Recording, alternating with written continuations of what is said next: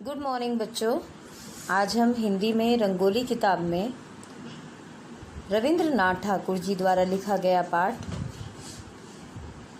दो पंछी कविता का अध्ययन करेंगे। यह कविता रविंद्रनाथ ठाकुर अर्थात रविंद्रनाथ टैगोर जी ने ही लिखी है। कविता को प्रारंभ करने से पहले हम रविंद्रनाथ टैगोर जी के जीवन से परिचित हो जाते हैं। रविंद्रनाथ टैगोर जी का जन्म देवेंद्रनाथ टैगोर और शारदा देवी की संतान के रूप में 7 मई 1861 को कोलकाता के जोड़ा सांको ठाकुरबाड़ी में हुआ। उनकी आरंभिक शिक्षा प्रतिष्ठित सेंट जेवियर स्कूल में हुई। उन्होंने बैरिस्टर बनने की इच्छा में 1876 में इंग्लैंड के ब्रिजटॉन में पब्लिक स्कूल में नाम लिखाया। फिर लंदन विश्वविद्यालय में कानून का अध्ययन किया, लेकिन 1880 में बिना कोई डिग्री लिए वो वापस स्वदेश लौट आए। बच्चों, उन्होंने ही शांति निकेतन नामक विश्वविद्यालय की स्थापना की और उन्होंने ही लंबे समय तक अनेक कविताएं और अनेक गीत लिखे। हमारा राष्ट्रगान जनगण मन भी रविंद्रनाथ टैगोर जी द्वारा ही लिखा गया था और उन्हें नोबेल पुरस्कार से भी विराजा गया। दो पंछी। सोने के पिंजरे में था पिंजरे का पंछी और वन का पंछी था वन में। जाने कैसे एक बार दोनों का मिलन हो गया। कौन जाने विधाता के मन में क्या था। वन के पंछी ने कहा, भाई पिंजरे के पंछी, हम दोनों मिलकर वन में चलें।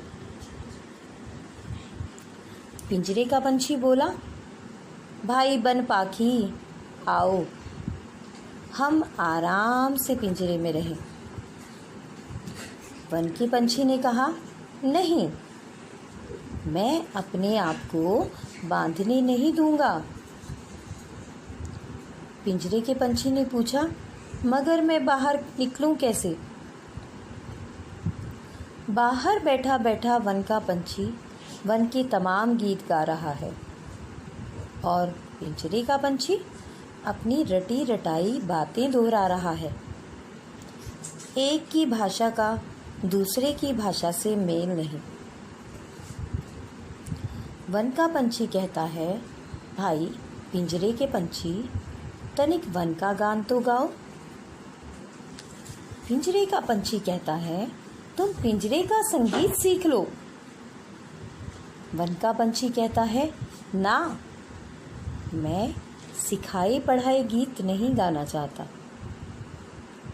पिंजरे का पंछी कहता है, भला मैं जंगली गीत कैसे गा सकता हूँ।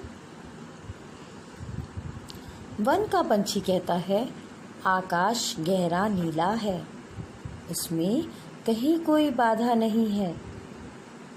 पिंजरे का पंछी कहता है, पिंजरे की परिपाटी कैसी घिरी हुई है चारों तरफ से। वन का पंछी कहता है, अपने आप को बादलों के हवाले कर दो। पिंजरे का पंछी कहता है, सीमित करो अपने को सुख से भरे एकांत में। वन का पंछी कहता है, नहीं, वहां मैं उड़ूंगा कैसे। पिंजरे का पंछी कहता है, हाय, बादलों में बैठने का ठोर कहाँ है। इस तरह दोनों एक दूसरे को चाहते तो हैं, किंतु पास पास नहीं आ पाते। पिंजरे की तीलियों में से एक दूसरे की चोंच छू छू कर रह जाते हैं। चुपचाप एक दूसरे को टुकुर टुकुर देखते हैं। एक दूसरे को समझते नहीं हैं, न अपने मन की बात समझा पाते हैं। दोनों अलग अलग पंख फड़फड़ाते हैं। कातर होकर कहते हैं, पास आओ। वन का पंछी कहता है, नहीं, कौन जाने कब पिंजरे की खिड़की बंद कर दी जाए। पिंजरे का पंछी कहता है, हाय, मुझ में उड़ने की शक्ति ही नहीं है। दो पंछी। बच्चों, इस कविता के माध्यम से रविंद्रनाथ ठाकुर जी ने स्वतंत्रता और परतंत्रता के बीच अंतर स्पष्ट किया है। और इस दुनिया में भी इन दो पंछियों की भांति दो प्रकार के मनुष्य रहते हैं। एक वो जो अपनी जिंदगी को अपने अनुसार जीते हैं, और दूसरे वो जो कि एक सीमित दायरे में रह करके जीते हैं और उनके लिए केवल सुख सुविधाएं मात्र मिलना ही सब कुछ है। सोने के पिंजरे में था पिंजरे का पंछी। सोने के पिंजरे में रहने वाला पक्षी था, और वन का पक्षी वन में मुक्त आकाश में उड़ रहा था। एक बार न जाने कैसे दोनों आपस में मिल गए। पता नहीं इस मिलन के पीछे ईश्वर ने क्या सोच रखा था। वन के पंछी ने पिंजरे के पंछी से कहा कि भाई चलो दोनों मिलकर के वन में उड़ने के लिए चलते हैं। लेकिन पिंजरे का पंछी बोला, भाई वन में रहने वाले पक्षी आओ, क्यों आकाश में उड़ने के लिए जाना है और परेशान होना है, हम दोनों बैठ कर के पिंजरे में ही आराम करते हैं। वन के पंछी ने कहा, नहीं, मैं अपने आप को बंधन में नहीं रख सकता, मैं स्वयं को बांधने नहीं दूंगा, मुझे तो आज़ाद जीवन पसंद है, मैं तो आज़ाद ही रहना पसंद करता हूँ।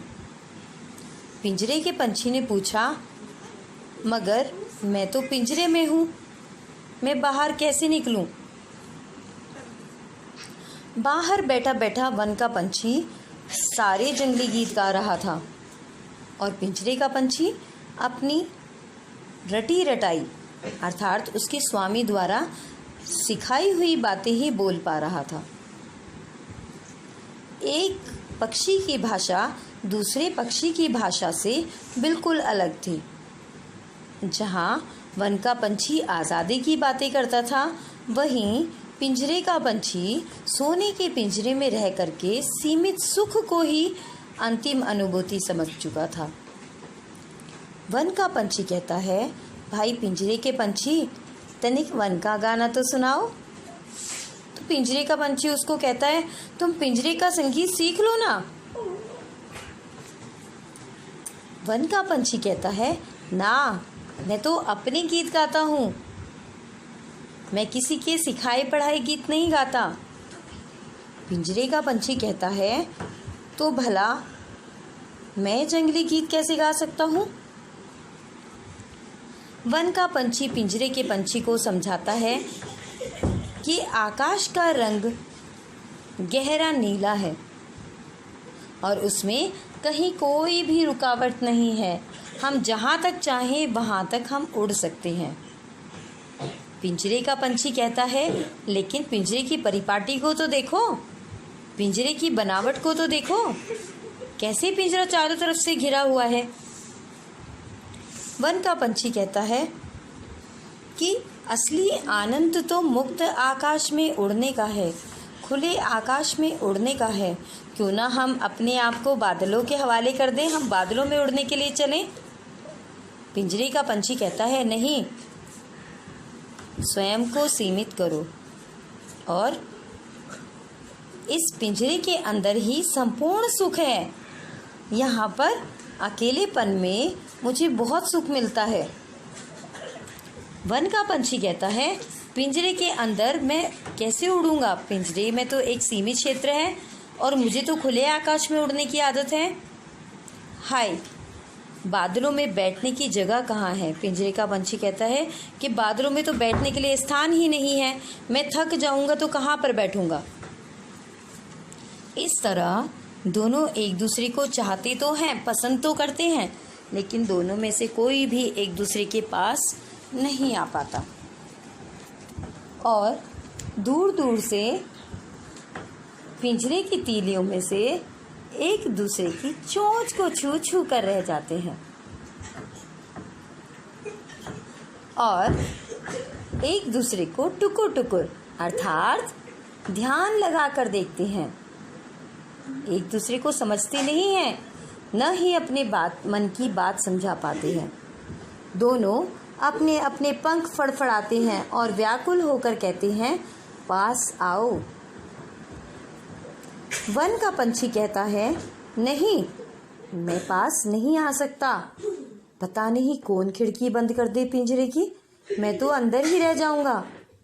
पिंजरे का पंछी कहता है कि मैं उड़ना तो चाहता हूँ, लेकिन शायद मेरे पंखों में अब उतनी शक्ति नहीं है, उतनी सामर्थ्य नहीं है कि मैं खुले आसमान में उड़ सकूं, क्योंकि मुझे तो बीच में आराम भी चाहिए, और आराम करने के लिए कोई न कोई ठोर ठिकाना होना तो ज़रूरी है। आसमान में तो कहीं आराम करने का भी स्थान नहीं है। मैं तो इस पिंजरे के अंदर ही प्रसन्न हूँ। छात्रों, इस कविता के द्वारा रविंद्रनाथ ठाकुर जी ने पिंजरे के पंछी और वन के पंछी दोनों पक्षियों के माध्यम से स्वतंत्रता और परतंत्रता दोनों को दर्शाया है। जहाँ पिंजरे का पंछी कुछ रटी रटाई बातें बोलता है, वहीं वन का पंछी तो अपने खुद के गीत गाता है। पिंजरे का पंछी एक सीमित स्थान पर रहता है, जबकि वन का पंछी खुले आकाश में बादलों के साथ उड़ता है। इस तरह से दोनों के जीवन में पर्याप्त अंतर है। दोनों एक दूसरे को समझाने की कोशिश करते हैं कि पिंजरा अच्छा है या वन अच्छा है, परंतु दोनों ही एक दूसरे को नहीं समझ पाते। वो एक दूसरे को पसंद तो करते हैं, लेकिन दोनों का जीवन जो है वो अलग तरीके से गुजरा है, इसलिए वो दोनों एक दूसरे के साथ नहीं रह पाते। जहाँ पिंजरे का पंछी आराम की आदत में आ गया है, वहीं वन का पंछी किसी भी तरह से स्वयं को बंधन में नहीं बांधना चाहता। उसे आज़ाद रहने की आदत हो गई है।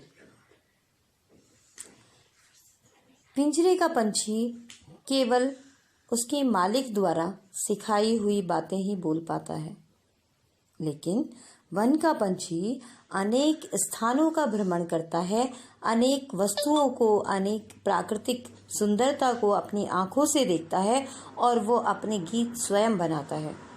वो किसी के सिखाए हुए गीत नहीं गाता। वो गहरे नीले आकाश में विचरण करता है, उड़ता है और उसे कहीं कोई रुकावट नहीं होती।